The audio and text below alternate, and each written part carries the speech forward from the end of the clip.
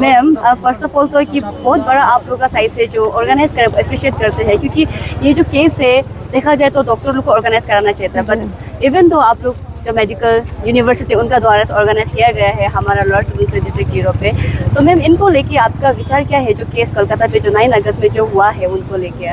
बहुत डिसअपॉइंटिंग था वो, और बहुत एक्चुअली बहुत शेमफुल है कहा जाए तो।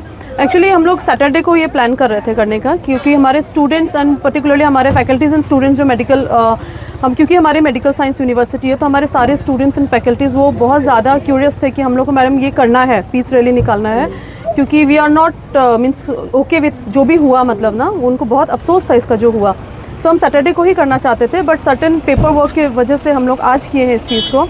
एंड इसके थ्रू हम कुछ यहाँ पे डिस्ट्रिक्ट एडमिनिस्ट्रेशन से कोई प्रोटेस्ट नहीं करना चाहते। ये हमारी तरफ से एक काइंड ऑफ कॉन्डोलेंस था, क्योंकि as a medical science university हमें करना चाहिए ये बहुत अगर एक डॉक्टर अपने ड्यूटी आवर्स में सेफ़ नहीं है तो हम नॉर्मल पब्लिक जो है हम लोग कैसे सेफ़ है।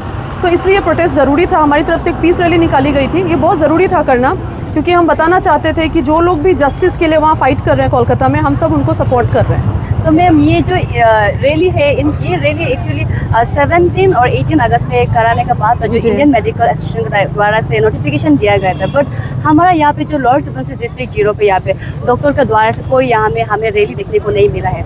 तो मैम उनको लेके आपका क्या विचार है ऐसे? तो मैं इस पर कोई कमेंट नहीं करना चाहूँगी, I am so sorry. Ma'am आपकी तरफ से आप डॉक्टर्स लोग को बोल के नहीं देखा है रैली को? हमने दिया था कोलैबोरेशन के लिए, हमने लेटर दिया था, बट उनके भी सर्टेन इंगेजमेंट्स थे, वो किसी दूसरे काम में बिजी थे। हालांकि उन्होंने कहा कि वो बहुत सपोर्ट कर रहे हैं और वो वाकई ज्वाइन करना चाहते हैं हमें, बट शायद इससे भी ज़्यादा कुछ इंपॉर्टेंट काम था, इस वजह से उन लोगों ने ज्वाइन नहीं किया। तो मैम जैसे कि लास्ट 14 अगस्त को जैसे कि आप लोग ने तिरंगा यात्रा किया था, तो वही टाइम को आप लोग ने इस रैली को क्यों वो नहीं किया था? दोनों का थीम ही डिफरेंट है। इंडिपेंडेंस डे हम लोग एक खुशी में सेलिब्रेट करते हैं कि हमारा देश आज़ाद हुआ उस दिन, है ना। मतलब आप लोग कर सकता था कि मतलब आज़ादी का दिन में मतलब फ्रीडम मिलना चाहिए लड़की लोगों को भी। नहीं, लेकिन एक्चुअली सर प्लीज़ आप इसको आंसर करेंगे? कर तो सकते थे, लेकिन क्या है ना, एक ऑर्गेनाइजेशन को अपना जो बैंडविड्थ, जो मैनेजरियल बैंडविड्थ है वो भी देखना होता है। हम एक छोटी ऑर्गेनाइजेशन है, हमारे लिए ये पॉसिबल नहीं है कि हम एक साथ मल्टीपल रैलीज़ को ऑर्गेनाइज़ करें और कंट्रोल करें। शहर में किसी रैली को निकालने के लिए बहुत रिस्पॉन्सिबिलिटी लेना होता है, ट्रैफिक जाम ना हो, रास्ते में कहीं कोई इंसिडेंट ना हो जाए, और एक बार 3-4 किलोमीटर पैदल चलने के बाद बच्चे किसी और जगह पे पैदल चलने के लिए इंटरेस्टेड नहीं होते हैं। तो ये लॉजिस्टिकल रीजंस है, प्लस एक और बात होती है, थीमेटिकली भी अगर देखा जाए तो दो कॉन्ट्रास्टिंग थीम्स को अगर आप एक साथ ले आते हैं तो क्या होता है, दोनों का नेट इम्पैक्ट ज़ीरो हो जाता है। सुख और दुख दोनों को एक जगह खड़ा कर दीजिए तो न सुख है न दुख है ना। तो 15 अगस्त का जो था ओकेजन जो था वो डिफरेंट था, आज का ओकेजन डिफरेंट है। और एक और बात है, 15 अगस्त तक हम वेट कर रहे थे कि हमारी लार्जर जो लीडरशिप, जो मेडिकल कम्युनिटी की लीडरशिप जो है उसका स्टांस क्या हो रहा है, कौन क्या कर रहा है। जब हमने देखा कि लोग अपने अपने हिसाब से रिस्पॉन्ड कर रहे हैं, तो हमें लगा कि अरुणाचल में एक मेडिकल साइंसेज यूनिवर्सिटी होने के नाते ये हमारा फ़र्ज़ बनता है कि जो हमारे लिए पॉसिबल है, जो दिन हमारे लिए पॉसिबल है उस दिन हम करें। हमने इनफैक्ट ये एप्लीकेशन 2-3 दिन पहले दिया था डिस्ट्रिक्ट एडमिनिस्ट्रेशन को, लेकिन जिस दिन हमने दिया था उस दिन फ्राइडे था। सैटरडे संडे 2 दिन छुट्टी हो गई, और उसके बाद एडमिनिस्ट्रेशन को सिर्फ ये काम नहीं है ना कि वो हमारे लेटर पे अप्रूवल दे, तो उन लोगों ने बहुत फास्ट अप्रूवल दिया, लेकिन अप्रूवल हमें आज के लिए मिला। सर जो हमारा कलकत्ता का जो गवर्नमेंट है, गवर्नमेंट से आपका साइड से, आप मीडिया का थ्रू से आप क्या कहना चाहते हैं, क्या रिक्वेस्ट करना चाहते हैं? क्योंकि देखा जाए तो ये जो इंसिडेंट है, ये इंसिडेंट को स्टार्टिंग में सुसाइड का केस दिया जा रहा था, बट आफ्टर कि डॉक्टर नर्स प्रेशर देने के बाद पुलिस ने इसको छानबीन करके इनको कहा कि ये रेप और मर्डर केस है। तो सर जो गवर्नमेंट है, गवर्नमेंट से आप क्या कहना चाहते हैं? देखिए, कलकत्ता की जो वेस्ट बंगाल की गवर्नमेंट जो है ना, उसको हम इसमें मतलब आप कहिए कि कॉमन लैंग्वेज में या लॉजिक की भाषा में उसको कहते हैं point of no return cross कर जाना। वेस्ट बंगाल की गवर्नमेंट ने इलॉजिकल अप्रोच में पॉइंट ऑफ नो रिटर्न को क्रॉस कर लिया है। अब उनसे आप किसी भी इलॉजिकल नॉनसेंसिकल चीज़ की उम्मीद कर सकते हैं, है ना। आप समझिए कि जो समाज अपने डॉक्टर जैसे रेस्पेक्टेबल कम्युनिटी की सेफ्टी, उनकी रेस्पेक्ट, उनकी इंटेग्रिटी को लेके सीरियस नहीं है और उसको डॉक्टर के हथियारों को बचाने में ज़्यादा इंटरेस्टेड है, उनसे हम क्या एक्सपेक्ट कर सकते हैं। और हम कोई पॉलिटिकल पार्टी या सरकार तो है नहीं कि उनके ऊपर प्रेशर बना देंगे। हम एक सिविल सोसाइटी की ऑर्गेनाइजेशन है, तो being a part of civil society हम यही कर सकते हैं कि जितना ज़्यादा फोर्सफुल हो सके उतने ज़्यादा फोर्सफुल तरीके से, but staying with in the limits of law and decency, इन दो पैरामीटर्स के अंदर रहते हुए जो बेस्ट पॉसिबल तरीका है अपने मैसेज को देने का वेस्ट बंगाल गवर्नमेंट को, वो हमने दिया। हमें पता नहीं वो सुनेंगे कि नहीं सुनेंगे। जब वो सुप्रीम कोर्ट की बात नहीं सुन रहे, है ना, जब वो हाई कोर्ट की बात नहीं सुन रहे, जब वो दिल्ली गवर्नमेंट जो केंद्र सरकार की बात नहीं सुन रहे, तो हमारी क्या ही सुनेंगे। लेकिन फिर भी एक नागरिक होने के नाते हमें ये नहीं सोचना है कि हमारी बात कौन सुनेगा या नहीं सुनेगा। सुनने वाले या नहीं सुनने वाले का अपना ये है स्टांस है। हमारा स्टांस ये है कि हमें उस काम को करना है ना। इसलिए हमने अपनी ड्यूटी को समझ के इस काम को किया। अब वो देखें उन्हें सुनना है या नहीं सुनना है। सर, जो आरजी कर जो मेडिकल कॉलेज था, वहाँ का जो प्रिंसिपल भी स्टार्टिंग में इसको सुसाइड केस देने का स्टार्टिंग में काफ़ी कोशिश किया गया है। तो सर, वो रजिस्ट्रेशन करने के बाद भी उनको 12 आवर्स में दूसरा कॉलेज में उसको प्रिंसिपल के लिए दोबारा नौकरी मिल गया है सर गवर्नमेंट में। तो सर, उनको लेके आपका क्या विचार है? As a principle you don't think कि ये काफ़ी गलत है? देखिए, मैं एक चीज़ जान जाइए, क्या है ना कि जो गवर्नमेंट एम्प्लॉय जो होते हैं उनके साथ में एक बहुत ट्रिकी सिचुएशन है। अगर उनको सिक्योरिटी ऑफ टेन्योर नहीं दिया जाए तो पॉलिटिकल लीडरशिप उनको फुटबॉल बना के इधर उधर घुमाती रहे, अगर वो उनकी बात ना माने तो। टेन्योर दे दिया जाए तो ये होता है ना। तो ये एक कैच-22 सिचुएशन है कि आप क्या करें।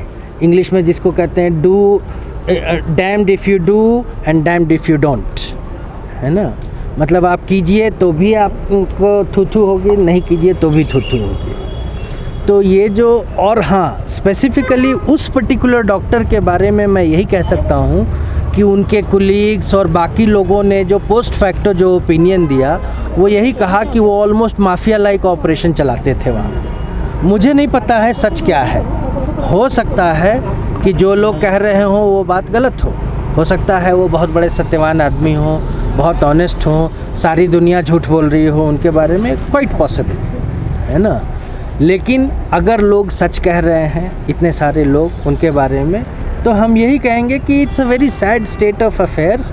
Remember one thing, West Bengal वो स्टेट हुआ करता था, and for not just West Bengal, in fact जब हम जेंडर रिलेशंस की बात करते हैं ना, तो ओवरऑल पूरे इंडिया में वुमेन्स सेफ्टी का रिकॉर्ड सबसे अच्छा ईस्टर्न और नॉर्थ ईस्टर्न इंडिया का था, है ना। और वेस्ट बंगाल तो ऐसे भी एक यूनिक था क्योंकि वेस्ट बंगाल के बाद ही मैट्रिलिनियल फॉर्म ऑफ फैमिली की शुरुआत होती है, जहाँ पे फैमिली में women is almost as important as man, और mother is almost as important as father, और परहैप्स इवन मोर। और वहीं से ये टेंडेंसी शुरू होती है जो कि एकदम अपने एक्सट्रीम में पहुंचती है मेघालय में जाके। सर, मेरा लास्ट सवाल रहेगा, जो मर्डरर है, जो रेपिस्ट है, उनको आपके हिसाब से क्या पनिशमेंट देना चाहिए? क्योंकि हमारा जो कॉन्स्टिट्यूशन है, जो लॉ है, उनको देखा जाए तो डायरेक्ट जो फांसी का जो सिस्टम है वो नहीं है। पर सर, आपके हिसाब से क्या उन लोगों को पनिशमेंट देना चाहिए? देखिए, मैं एक चीज़ बताता हूँ, ये मतलब इस बात पे ओपिनियन देना समझदारी नहीं होगी, इसलिए कि अगर आप किसी क्राइम में ना स्ट्रेट फॉरवर्ड कोई पनिशमेंट प्रेस्क्राइब कर दें तो उसका ना एक डाउन साइड होता है। कई बार क्या होता है कि लोगों का ना मीडिया ट्रायल भी होता है ना। जो उन्होंने किया नहीं होता है उसके लिए भी ढेर सारे लोग मिलके उनको जिम्मेदार ठहराते हैं, जो बाद में गलत साबित होता है। आपको पता होगा कि ढेर सारे ऐसे केसेस हैं जहाँ पे औरतें फंसाती हैं लोगों को कि इन्होंने हमारा ये किया है, फिजिकल अब्यूज़ किया है, राइट। उस केस में अगर ऐसा लॉ बन जाए और आदमी को हमने फांसी पर चढ़ा दिया और बाद में पता चला कि वो निर्दोष था, तब क्या करेंगे? इसलिए सवाल लॉ बनाने का नहीं होता है, सवाल होता है इंडिविजुअल्स को और सोसाइटी को अवेयर बनाने का। अगर मैं रेपिस्ट हूँ तो लॉ बना देने से मेरी रेप करने की टेंडेंसी नहीं चली जाएगी, और अगर मैं रेपिस्ट नहीं हूँ तो लॉ हो या ना हो मैं रेप नहीं करूँगा, है ना। इसलिए इम्पॉर्टेंट ये है कि इंडिविजुअल और सोसाइटी के लेवल पे एटीट्यूड टुवर्ड्स विमेन चेंज हो। औरतों को एक टॉय नहीं बनाना चाहिए, है ना, एक ऑब्जेक्ट ऑफ प्लेजर का दर्जा नहीं देना चाहिए। They are equal to men, उनकी वही राइट्स वही रेस्पेक्ट होनी चाहिए जो और मर्दों को मिलता है। ये जब करेंगे तो कानून हो ना हो, it does not matter. Arunachal में ट्राइबल सोसाइटीज़ में लॉ है क्या? नहीं है ना। But hardly anyone rapes anyone. Why? क्योंकि वुमेन सेफ्टी को बहुत इम्पॉर्टेंट रखा जाता है, सोसाइटी में उनकी इज्जत है ना। तो this is something that the rest of India can learn from Arunachal, है ना।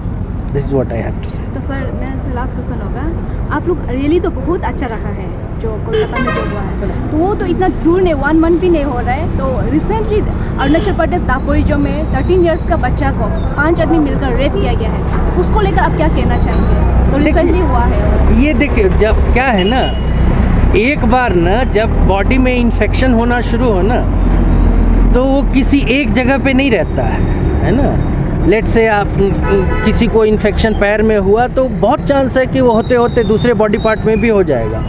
तो ये ना एक सोशल डिजीज़ है ना, जिसको किसी एक जगह रोक देना पॉसिबल नहीं है। या तो इसको हम रूट से फिनिश करेंगे, और नहीं तो हमें प्रिपेयर होना चाहिए कि आज पैर में है, कल हाथ में होगा, परसों सर में होगा, उसके नेक्स्ट डे कान में होगा। तो इंडिविजुअल इंसिडेंट से डील करने के बजाय ना, हम सोसाइटी एज अ होल मिलके इसको एक डिज़ीज़ के रूप में अगर ट्रीट करें, सोशल डिज़ीज़, साइकोलॉजिकल डिज़ीज़, तो शायद हम ज़्यादा सफल हों। Thank you sir.